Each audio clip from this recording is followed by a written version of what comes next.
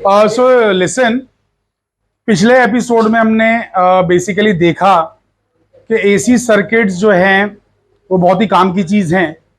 AC supply itself बहुत काम की चीज है, बिकॉज वो fans, air conditioners, coolers, heaters वहां इस्तेमाल होती है। कुछ डिवाइसेस डायरेक्टली एसी यूज नहीं करते हैं, उसको रेक्टिफाई करते हैं।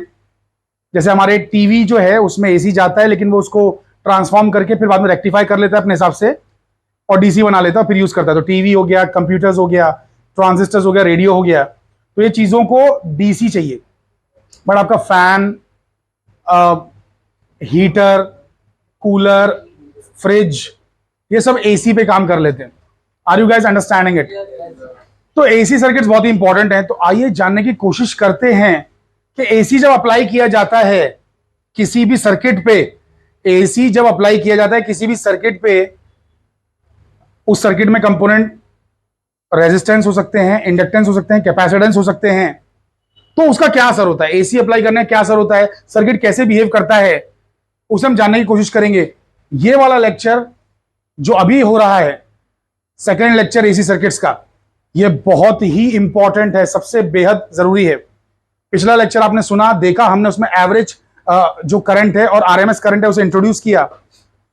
लेकिन इस एपिसोड में हम बात करने वाले हैं कि एसी को जब अप्लाई किया गया रेजिस्टेंस पे, कैपेसिटेंस पे और इंडक्टेंस पे, तो उसका क्या असर दिखाई दिया। ये वाला पार्ट बहुत बहुत इंपॉर्टेंट है। सबसे ज्यादा लोग इसी से डरते हैं, ज्यादातर स्टूडेंट्स।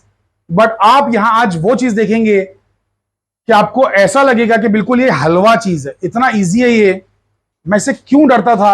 आपको सोच के ताज्जुब होगा, हैरानी होगी कि आप डरते क्यों थे, ये आप समझ नहीं पाएंगे। इतना इजी करके मैं इसको समझाने वाला हूं, सभी लोग बहुत ही गौर से देखेंगे, सुनेंगे और समझेंगे। यहां पर मेरे पास एक सर्किट है। ये सर्किट में एक रेजिस्टेंस लगा हुआ है और यहां पर है एक आपका एसी सप्लाई। एसी सप्लाई को इन जनरल हम बैटरी नहीं बोलते। जैसे हम लोग ने अगर ये ऐसा कुछ लगाया ना, ऐसा दो तीन सेल लगा दिए, इसको हम बैटरी बोलते हैं। मतलब एक है तो सेल है, तीन चार चीजें तो बैटरी है, लेकिन इसको सेल या बैटरी नहीं बोलते हैं, डीसी वाले को बोलते हैं। डीसी वाले को हम लोग बैटरी बोलते हैं, इसको बोल सकते हैं, लेकिन बैटरी वर्ड ज्यादातर इसके लिए रिजर्व किया गया है। इसको हम लोग सिग्नल जनरेटर कहते हैं। सिग्नल जनरेटर दो टाइप के होते हैं। एक तो होता है जो कि स्क्वायर वेव जनरेट करता है और एक जो होता है वो साइन वेव जनरेट करता है। तो यहां पर स्पेसिफिकली साइन वेव जनरेटर लगा हुआ है, साइन वेव जनरेटर। ये बात याद रखिए। हम लोग कभी कभार एसडब्ल्यू जनरेटर भी शॉर्ट में लिखते हैं, एसडब्ल्यू जी, ठीक है, एसडब्ल्यू जी भी लिखते हैं। बट एनीवे तो ये एसी सप्लाई आपने दे दी है, एक रजिस्टर को लगा दिया, रेजिस्टेंस है आर। वैसे रेजिस्टेंस बड़ी इंटरेस्टिंग चीज है। ये डीसी को तो परेशान करता ही है, एसी को भी परेशान करता है इक्वली। डीसी करंट को भी रोकता है, एसी को भी रोकता है, ठीक है। तो रेजिस्टेंस बहुत ही इंटरेस्टिंग चीज है। लेकिन बाकी दो कंपोनेंट्स, एसी और डीसी, सॉरी, ये जो अपना क्या नाम है उसका, कैपेसिटेंस और इंडक्टेंस, ये परेशान करते हैं एसी को ज्यादा। डीसी में काम ही नहीं करते। डीसी में इंडक्टर और कैपेसिटर काम ही नहीं करते।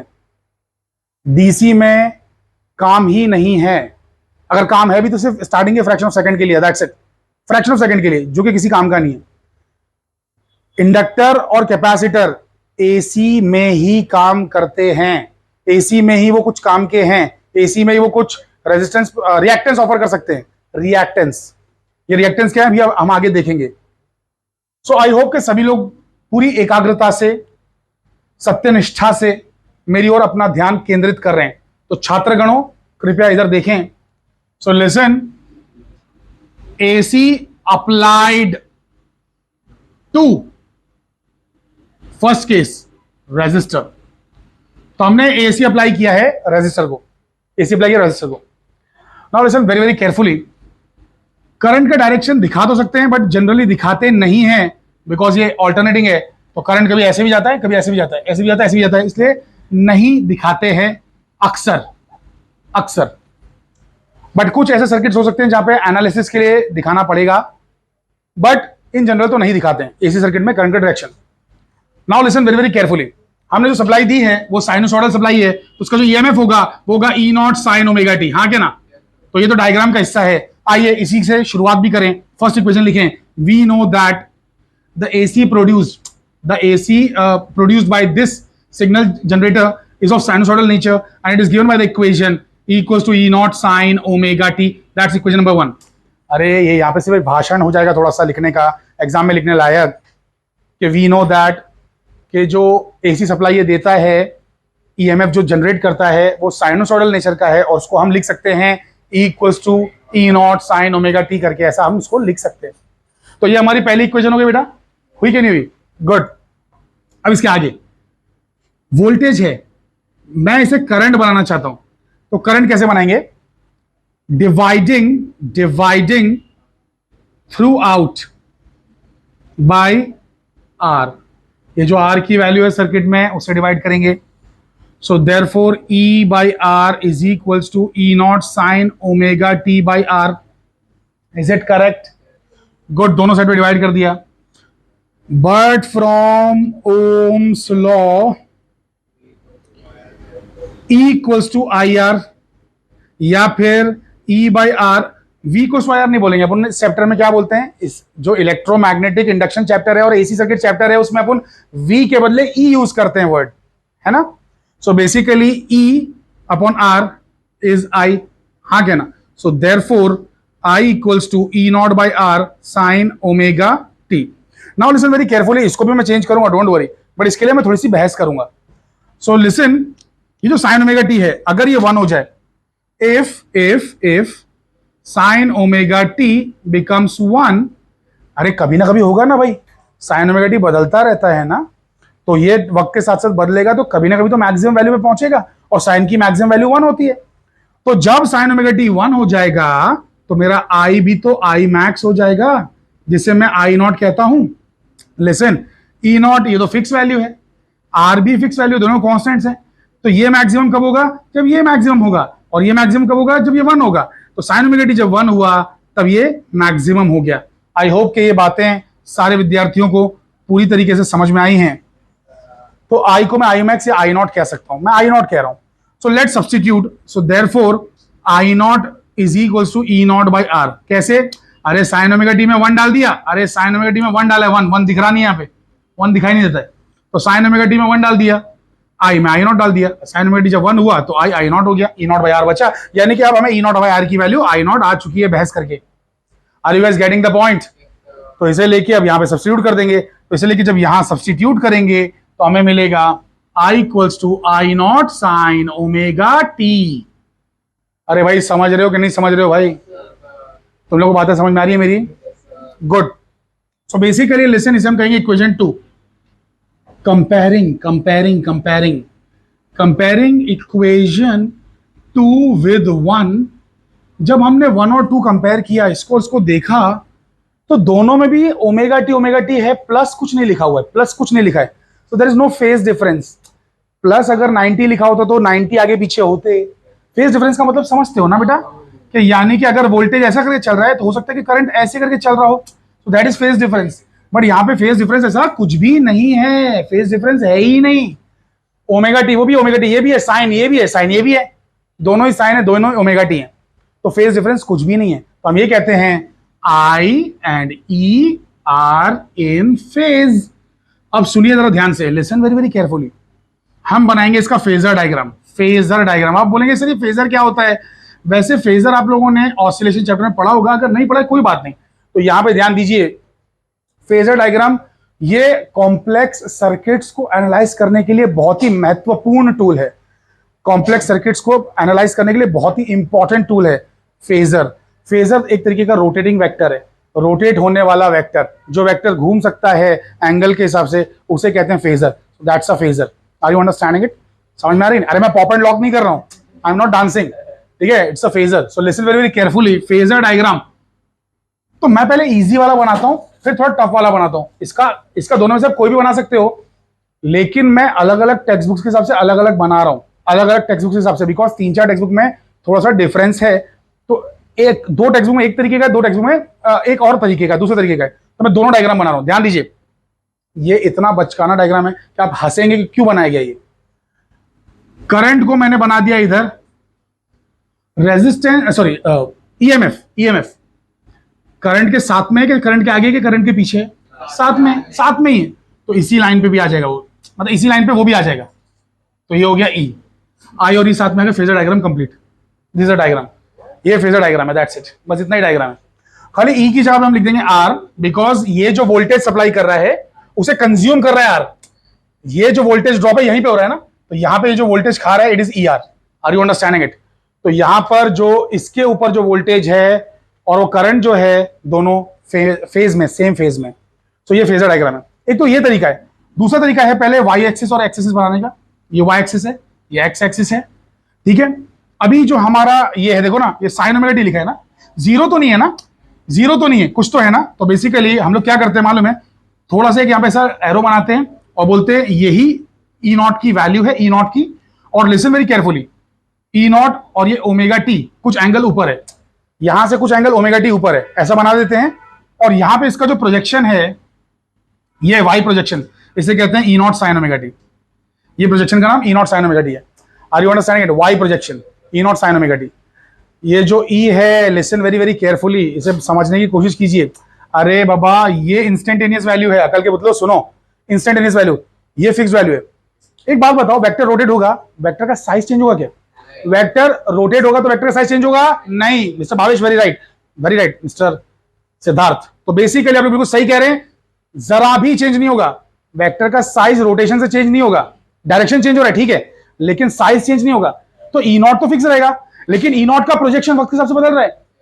अरे ई नॉट का प्रोजेक्शन वाई एक्सिस पे वक्त के हिसाब से बदल रहा है। जब ये पूरा ऐसा घूम के इधर चला जाएगा, अरे ये एंगल बढ़ते बढ़ते जीरो से बढ़ते बढ़ते बढ़ते बढ़ते 90 हो जाएगा, साइन 91 हो जाएगा, तो ये ई नॉट इधर ही आ जाएगा ना। तो आ गया ना ई नॉट इधर मैक्सिमम वैल्यू।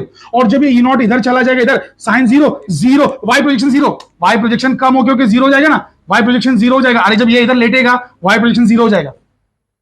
तो टाइम जीरो पे voltage zero, instantaneous voltage zero, instantaneous, ये पीक वैल्यू है, ये इंस्टेंटेनियस। इंस्टेंटेनियस मतलब क्षणिक, उस वक्त का, उस पल का वोल्टेज, उस पल। और हर पल ये वोल्टेज चेंज हो रहा है वक्त के हिसाब से। तो जब ये फेजर इधर रहेगा टाइम जीरो पे, तब सर्किट में वोल्टेज जीरो है। ई नॉट तो है, लेकिन ई जो एक्चुअली जो सर्किट को फील हो रहा है वो जीरो है। Are you understanding it? E naught की वैल्यू सर्किट में मतलब जीरो हो जाती है, फिर ई नॉट की वैल्यू बढ़ते बढ़ते, मतलब ई नॉट तो फिक्स है, ई नॉट का प्रोजेक्शन की वैल्यू ई वो चेंज होती है, साइन 91 हो जाता है। अरे तो देखो ना, जीरो से 90 भी होता है, फिर कम भी होता है, फिर नेगेटिव भी होता है, मतलब ऐसा होता है ना यार, हाँ क्या ना। तो अरे यही है ना, बढ़ता है, कम होता है, फिर नेगेटिव भी होता है। समझ पा रहे हैं कि नहीं समझ पा रहे हैं? तो ये पूरी कहानी चारों क्वाड्रेंट में कंप्लीट कर सकता है। तो चार क्वाड्रेंट कैसे बनेंगे? 0, 90, 180, 270, 360 वाले चार क्वाड्रेंट में आ जाएगा हिस्सा, पाव हिस्सा। इस पूरे साइकिल का पाव हिस्सा चारों क्वाड्रेंट में देखने मिल सकता है। Are you guys understanding the point? Good. तो ये एक तरीका है। एक सेकंड, करंट तो बना ही नहीं, करंट भी इधर ही आएगा ना, करंट इधर ही आएगा, ये है करंट। अब आप बोलेंगे सर हमें थोड़ा आपसे एक तकलीफ है, एक बात पूछना है। वो बात ये है कि आपने आई का एरो छोटा बनाया, ई का एरो बड़ा बनाया, ऐसा आपने भेदभाव क्यों किया? यहाँ पे ई का एरो बड़ा, आई का एरो छोटा, अब ऐसे क्यों कर रहे हैं sir? Listen, current is voltage upon resistance. तो रेजिस्टेंस की वैल्यू से डिवाइड होके, वोल्टेज की वैल्यू रेजिस्टेंस की वैल्यू से डिवाइड होके फिर करंट बनता है। तो करंट छोटा ही रहेगा। एक सेकंड, आपके घर में वोल्टेज कितना आता है? न्यूमेरिकली 230 है, 230 वैल्यू है इसकी। करंट कितना होता है डिवाइसेस में? 1 एम्पियर, 2 एम्पियर, 3 एम्पियर। अरे कहां 230, कहां 1, 2 एम्पियर? तो कमी है ना करंट वैल्यू वाइज। हालांकि एक हाथी है और एक घोड़ा है, हाथी और घोड़े को कंपेयर नहीं कर सकते, लेकिन फिर भी जस्ट वैल्यू अगर देखेंगे, नंबर देखेंगे, तो नंबर में तो छोटा है ना। तो एक ही ग्राफ पे प्लॉट कर रहे हो, तो जो छोटी चीज से छोटा प्लॉट करोगे, जो बड़ी चीज से बड़ा प्लॉट करोगे। आई होप कि ये बातें सभी के खोपड़ी में घुस चुकी हैं भाई। समझ में आ रहा है कि नहीं समझ में आ रहा है? गुड। ये तो बन गया phasor diagram. Phasor diagram is complete. अब बात करते, अच्छा by the way I not है तो इसका भी ये आ जाएगा I equals to I not sine omega t. इसका भी प्रोजेक्शन ना, दोनों साथ में मैक्सिमम होंगे। ई नॉट यहां होगा, आई नॉट यहां पे कहीं पे होगा, यहां पे कहीं पे, ये ई नॉट होगा, यहां पे आई नॉट होगा, I not E naught, I not E naught. Are you understanding it? साथ में मैक्सिमम, साथ में मिनिमम, साथ में जीरो, फेज में है यार, फेज में। आई होप के सभी की खोपड़ी बातें घुस चुकी है। गुड। अब इसका लास्ट बनेगा ग्राफ। क्या बनेगा? ग्राफ। तो अब हम बनाएंगे ग्राफ। ग्राफ, तो ग्राफ बनाएंगे। सो लिसन, ग्राफ कैसा होगा देखिए जरा ध्यान से। ग्राफ देखिए कैसा होगा। यहां पे आई भी प्लॉट करेंगे, ई भी प्लॉट करेंगे, यहां पे टाइम प्लॉट करेंगे।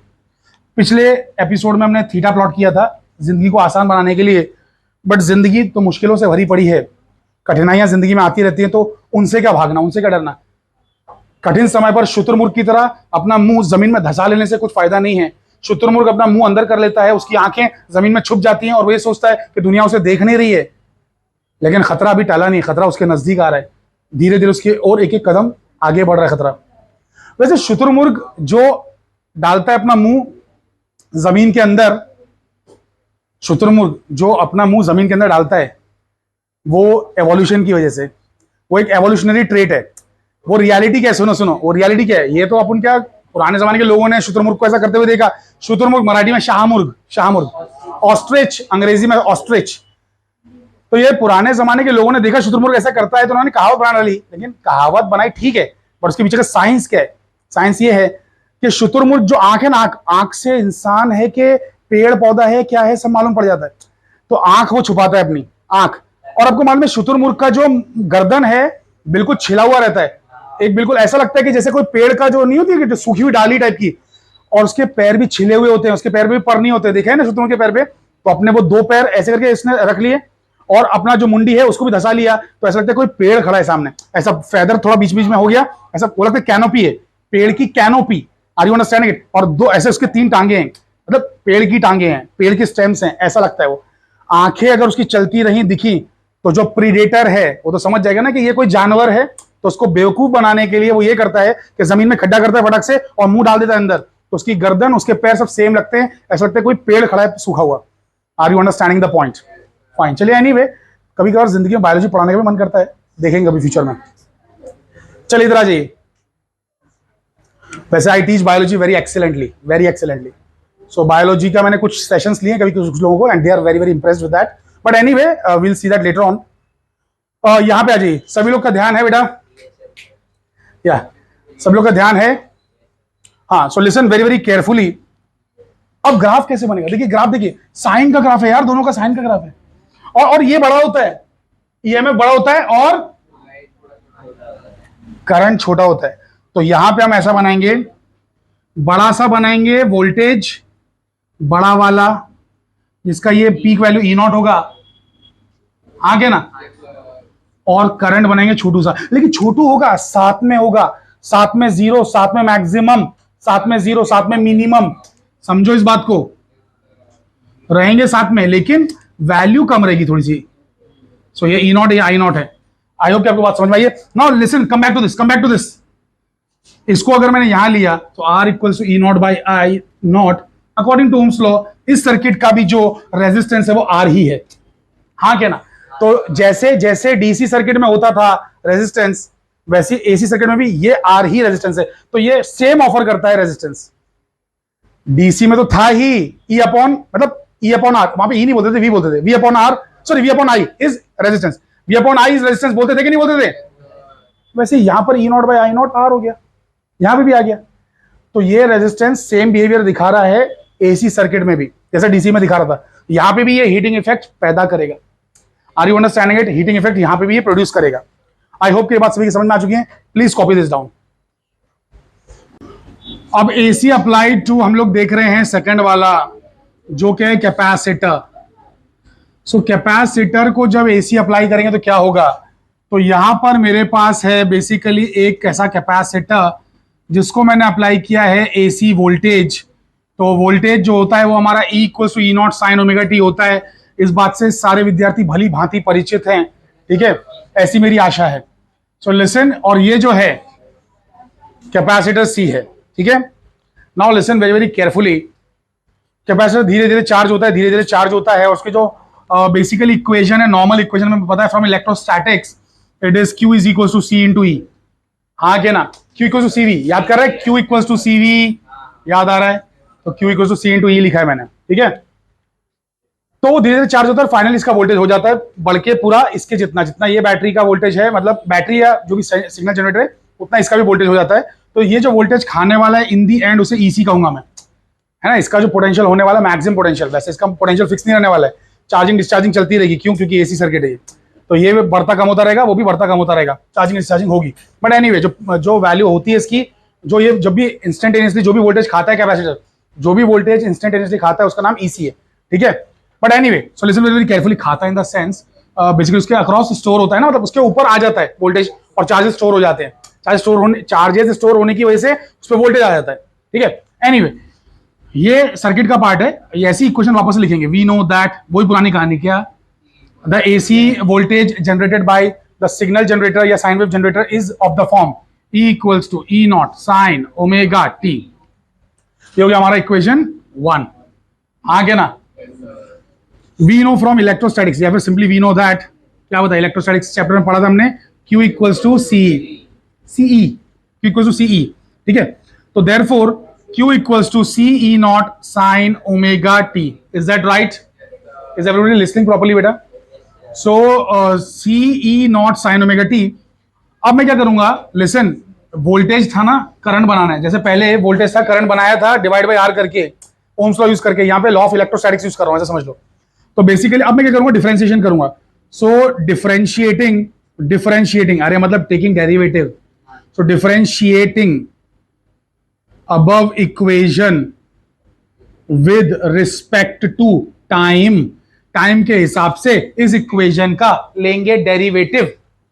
तो ये बन जाएगा dq by d t is equals to CE naught, बाहर आ जाएगा d by d t of sine omega t बन जाएगा। क्या ये सही है? बिल्कुल सही है।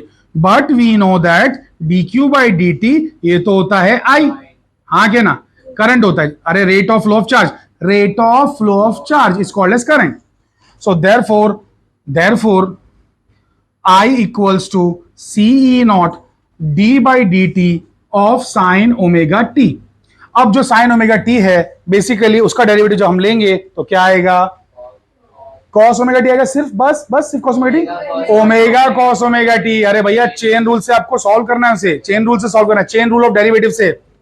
या फिर जैसे कुछ नहीं आता है, जो मतलब पढ़ना नहीं चाहता फिजिक्स में, मैथ्स ज्यादा कुछ पढ़ना नहीं चाहता है, तो साइन का कॉस हो जाता है, और जो भी टी के साथ है, अरे क्योंकि टी वेरिएबल है, ओमेगा कांस्टेंट है, टी वेरिएबल है, तो वो जो चीज होती है वो मल्टीप्लाई में आ जाती है। जो भी टी के साथ होता है कोएफिशिएंट मल्टीप्लाई में आ जाता है, तो साइन का हो जाता है कॉस और ओमेगा जो मल्टीप्लाई में आ जाता है। तो ये बन जाएगा I equals to omega C E naught cos omega t, हाँ के ना। अब वही पिछली बार की कहानी में रिपीट करूंगा, if cos omega t becomes 1 then क्या होगा, I becomes I max, जिसे हम कहेंगे I नॉट। अरे हाँ के ना, अकल के बदलो, पहले पिछले वाले में क्या था, sin omega t becomes 1, यहां पे क्या है, cos omega t becomes 1। cos omega t जब 1 हो जाएगा तो I becomes I max या फिर I नॉट। तो ये बन जाएगा, therefore सब्स्टिट्यूट कर दिया हमने, I not equals to omega C E not. Is that right? Is that correct बेटा? सब लोग समझ पा रहे हैं? Mister Bhavesh, are you listening? या listen very very carefully. I not is what, omega C E not, correct है। अरे कॉस ओमेगा टी को 1 डाल दिया ना, 1 दिखाई नहीं दे रहा है, 1 दिखाई नहीं दे रहा है। कॉस ओमेगा टी की जगह पे 1 लिख दिया, बचा ओमेगा सी ई नॉट, और यहाँ पे आई की जगह पे आई नॉट आ गया, है ना, आई की जगह पे आई नॉट, ठीक है। तो बेसिकली आई नॉट की हमें वैल्यू मिल चुकी है, इसे हम ले लेंगे थोड़ा साइड में, और वही चीज लेके यहाँ पे सब्स्टिट्यूट भी कर देंगे, सब्स्टिट्यूट कर देंगे। तो बेसिकली हमारा बन जाएगा ये I equals to I naught cos omega t. अरे हाँ के ना, लेकिन इन दोनों को डायरेक्टली कंपेयर नहीं कर सकते, ये साइन की इक्वेशन है, वो कॉस की इक्वेशन है, तो मैं इसे ऐसा लिख रहा हूं, I equals to I not sine of 90 plus omega t. Sine 90 plus theta cos theta, sine 90 minus theta भी कॉस थीटा होता है, लेकिन साइन 90 प्लस थीटा भी कॉस थीटा होता है।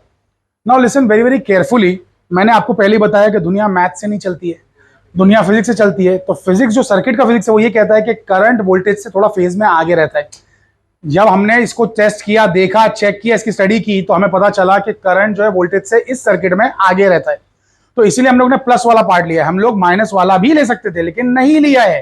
तो वो माइनस वाला भी राइट है, रॉन्ग नहीं है, लेकिन इस सर्किट के हिसाब से वो राइट नहीं है, इस सर्किट पे अप्लाई नहीं होगा। वो मैथ्स करेक्ट है, बट वो फिजिक्स करेक्ट नहीं है। Are you understanding it? Maths ने दोनों अलाउ किया है, आप दोनों ले सकते हैं। तो इसको मैं थोड़ा सा और शराफत से लिख रहा हूं. So I equals to I not sine omega T plus pi by two, है ना, ऐसा.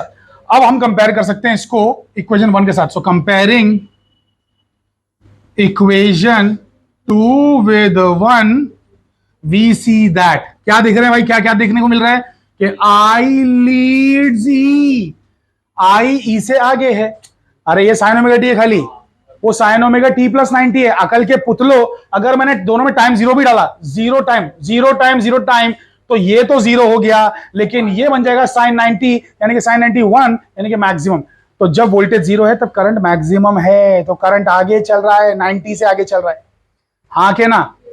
तो इसका हम बनाते हैं फेजर डायग्राम. अच्छा, थोड़ी सी इंग्लिश अगर आपकी अच्छी है तो आप ये भी लिख सकते हो, ई लैग्स आई. दोनों एक ही बात है. आई ई को लीड कर रहा है या फिर ई आई को लैग कर रहा है, आई के पीछे चल रहा है, ई आई के पीछे चल रहा है, आई ई से आगे चल रहा है. Are you understanding it? समझ पाए सभी लोग? चलिए फेजर डायग्राम. तो दो तरीके के फेजर डायग्राम बना रहा हूं मैं वापस से. एक एकदम सिंपल वाला. तो यहां पर आई मैंने प्लॉट कर दिया, वोल्टेज आगे के पीछे है, वोल्टेज पीछे है. अरे करंट आगे है, वोल्टेज पीछे है. हाँ के ना. आई लीड्स ई. और कितने से पीछे है भाई? ये देखो 90 से पीछे है यार. 90 से. यहाँ पे जीरो है, वहां पे 90, यहाँ पे जीरो है. अरे ओमेगा टी के साथ में यहाँ पे प्लस में जीरो है, वहां पे 90, तो 90 से पीछे है. सो आई से वोल्टेज पीछे, और इसका नाम क्या है? ईसी है. कितने से पीछे है? 90 से. तो ये हो गया phasor diagram complete, that's it. लेकिन अब इसका थोड़ा डिफिकल्ट वाला भी बनाते हैं. तो लिसन, इसका हम क्या करेंगे, वापस ध्यान दीजिए. एक वाई एक्सिस बनाएंगे और एक एक्स एक्सिस बनाएंगे. हाँ क्या ना. समझ पा रहे हैं कि नहीं समझ पा रहे भाई? गुड. ये बना दिया मैंने ई नॉट. क्यों बनाया ई नॉट? क्योंकि वो ओमेगा टी आगे है. ओमेगा टी आगे. अरे ओमेगा टी आगे मतलब टाइम से थोड़ा आगे है ना, ऐसा हो गया ना ये. अरे जीरो नहीं है ना, जीरो नहीं है, कुछ तो आगे है ना. तो मैंने एक्स एक्सिस से थोड़ा ऊपर ओमेगा टी. अरे पिछले एपिसोड में जो बनाया था, सेम एपिसोड नहीं, पिछले डेरिवेशन में. सो लिसन, ओमेगा टी बराबर है क्या नहीं? और इसका जो ये प्रोजेक्शन है, इसका नाम क्या है? इसका नाम है ई, जिसको हम कहते हैं E not sine omega T, instantaneous value of EMF. EMF का instantaneous value, instantaneous value. Voltage से करंट आगे है ना, 90 आगे, 90 आगे है. तो इससे 90 आगे मतलब इसको परपेंडिकुलर ऐसा कुछ बनाना है, लाइक दिस. लेकिन बहुत गलत बना दिया मैंने. छोटा बनाना है, आई छोटा रहता है. हाँ के ना. 90 आगे लेकिन आई छोटा, ये बात याद रखो. आई छोटा तो 90 आगे है ये. Are you guys getting the point? ये 90 आगे, 90 90 भाई, समझो समझो. 90 आगे ये. और इसका जो प्रोजेक्शन है वो यहाँ पे आ जाएगा, I not sine omega T. Projection, are you guys getting it? और इसका प्रोजेक्शन 90 आगे, वो 90 में ऐड हो जाएगा बाद में, साइन ओमेगा टी प्लस 90 हो जाएगा. अरे समझ रहे हो? लेकिन इन जनरल इसका projection I not sine omega T है. Are you guys able to understand this? ये ई नॉट है, ये आई नॉट है. Have you guys understood? यहाँ पे आप ओमेगा टी प्लस 5/2 लिख सकते हो, कोई गलती नहीं. ठीक है, तो ये समझ में आ गया. तो ये भी एक डायग्राम है, ये भी एक डायग्राम है. आपको चाहिए तो ये हटा दीजिए ताकि कंफ्यूजन ना हो. ये सब हटा दीजिए, यहाँ पे लिख दीजिए इसकी इंस्टेंटेनियस वैल्यू, इसकी इंस्टेंटेनियस वैल्यू, इंस्टेंटेनियस वैल्यू. अब चाहे वो जो भी हो, साइन ओमेगा टी हो चाहे ओमेगा टी प्लस 5/2 हो. यहाँ पे आ जाएगा I not sine omega T plus 5/2. यहाँ पे आ जाएगा E not sine omega T, बस सिर्फ साइन ओमेगा टी. अरे भाई समझे क्या नहीं समझे? अब बनाएंगे इसे ग्राफ. अब बनाएंगे इसे ग्राफ. तो ग्राफ देखिए, ग्राफ देखिए ध्यान से. आई होप के गर्ल्स सभी को समझ में आई. छवि जी समझ पाएंगे बेटा? आप समझ पाए बेटा? Deepa ji very nice. So I hope के सभी को ये बातें पल्ले पड़ रही कि बनाया कैसे जा रहा है. अरे यार ओमेगा टी ऐसा करके ई नॉट बना दो यार. और क्योंकि करंट 90 आगे है तो घुमा दो ना, घुमा दो ना उसको 90 आगे. तो आई नॉट इधर आ गया. आई नॉट की इंस्टेंटेनियस वैल्यू आई कहलाती है, ई नॉट की इंस्टेंटेनियस वैल्यू ई कहलाती है. और इस वेक्टर को इस वेक्टर से छोटा बनाओ. समझ में आया? समझ में आया क्या? Very nice. सो लिसन, अब बनाएंगे ग्राफ. आई कॉमा ई, यहाँ पे टी. सभी का ध्यान है, सारे विद्यार्थियों का बेटा ध्यान है. यहाँ पे सब लोग देख रहे हैं बेटा मेरी चीजें. ये देखो ध्यान से देखो, ग्राफ बनाएंगे. दोनों में से इजी ग्राफ इसका ये थोड़ा सा नहीं टफ तो नहीं है, थोड़ा सा उससे ज्यादा टफ है, उससे ज्यादा कंपैरेटिवली वो इजी है. तो पहले ग्राफ बना लो और वो बड़ा बनाओ. तो ये हो गया आपका ई का ग्राफ. ये ई का ग्राफ है. अरे करेक्ट है कि नहीं भाई? ये ई का ग्राफ है. आई का जो हम ग्राफ बनाएंगे वो थोड़ा छोटू बनाएंगे. लेकिन आई 90 आगे है भाई, 90. तो जब ये 0 है तो वो 90 पे रहना चाहिए, मैक्सिमम पे रहना चाहिए. तो उसका ग्राफ इस शक्ल का होगा.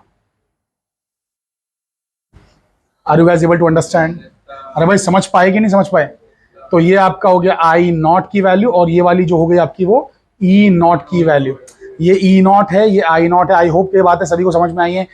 एक चीज हम भूल गए, इसका मॉडिफिकेशन जैसे पिछली बार किया था ना, E not by I not. E not by I not क्या बन गया? 1/ω/c। एक second, E not by I not तो रेजिस्टेंस होता है। तो दुनिया में एक सेकेंड तरीके का रेजिस्टेंस अब आ चुका है। आपने आज तक एक ही रेजिस्टेंस पढ़ा था जो डीसी सर्किट में होता है, वो है आर। लेकिन अब दुनिया में एक सेकेंड रेजिस्टेंस भी है जो कि एसी सर्किट्स में काम आता है, और इसका नाम हमने रेजिस्टेंस ना रख के रिएक्टेंस रखा है। रिएक्टेंस। अब आप बोलेंगे रिएक्टेंस ऐसे क्यों नाम रखा है, रेजिस्टेंस क्यों नहीं रखा है? डायमेंशन तो इसके ओम्स ही हैं, ओम वाले ही हैं। अरे E not by I not dimension तो इसका रेजिस्टेंस का ही है, तो रेजिस्टेंस ही नाम रखो। नहीं, आप एसी सर्किट में उसकी फ्रीक्वेंसी, साइन वेव जनरेटर की फ्रीक्वेंसी कुछ भी बदल डालो, रेजिस्टेंस की वैल्यू कभी चेंज नहीं होती है, रेजिस्टेंस आर ही रहता है। लेकिन लिसन, यहां पर देखो, ये रेजिस्टेंस जो बनाया ना हमने, ये देखो ये ओमेगा पे डिपेंड कर रहा है। तो अगर आपने फ्रीक्वेंसी चेंज की तो ये चेंज होगा, रेजिस्टेंस चेंज होगा। इसलिए हमने इसका नाम क्या रखा है? रिएक्टेंस। के फ्रीक्वेंसी देख के रिएक्ट करता है, फ्रीक्वेंसी के अकॉर्डिंगली रिएक्ट करता है। लिसन, इसका नाम इधर देखो, इधर देखो, इसका नाम हमने रख दिया एक्सी। इसका नाम आर नहीं रखा है, एक्सी रखा है। नाम सुन लो, कैपेसिटिव रिएक्टेंस। क्या नाम है इसका? Capacitive reactance. Capacitive reactance. अब आप बोलोगे सर अच्छा खासा रिएक्टेंस बोल रहे थे, आपने जबरदस्ती नाम लंबा क्यों किया? क्योंकि अगला सर्किट एक बाकी है जिसमें हम लगाएंगे इंडक्टर, वहां पे आएगा इंडक्टिव रिएक्टेंस। इसीलिए अरे वहां पे भी रिएक्टेंस आएगा, तो दो रिएक्टेंस में फर्क बताना है कि नहीं बताना है? तो इसीलिए इसका नाम है कैपेसिटिव रिएक्टेंस, उसका नाम होगा इंडक्टिव रिएक्टेंस। वो भी फ्रीक्वेंसी को देकर रिएक्ट करता है, ये भी फ्रीक्वेंसी को देकर रिएक्ट करता है। तो एसी सर्किट जो है, एसी सर्किट ध्यान से सुनिए, एसी सर्किट में कैपेसिटेंस उतना बेहतर काम करता है जितनी बेहतर फ्रीक्वेंसी, जितना ज्यादा फ्रीक्वेंसी दोगे उतना बेस्ट काम करेगा, बराबर ऑपरेट करेगा। फ्रीक्वेंसी बढ़ाई तो रेजिस्टेंस कम हो जाएगा, रेजिस्टेंस कम हुआ तो करंट बढ़ जाएगा। तो करंट के पाथ को कम से कम अपोज करता है कैपेसिटेंस, अगर एसी सर्किट की फ्रीक्वेंसी बहुत हाई है। डीसी सर्किट की फ्रीक्वेंसी क्या है? What is the frequency of DC circuit? 0। DC circuit तो स्ट्रेट लाइन है, उसकी फ्रीक्वेंसी 0 है। तो ये कैपेसिटर जो है ना, इनफाइनाइट रिएक्टेंस ऑफर करता है, करंट को फ्लो होने नहीं देता है। करंट फ्लो नहीं हो सकता डीसी सर्किट में अगर कैपेसिटर लगा हुआ हो तो।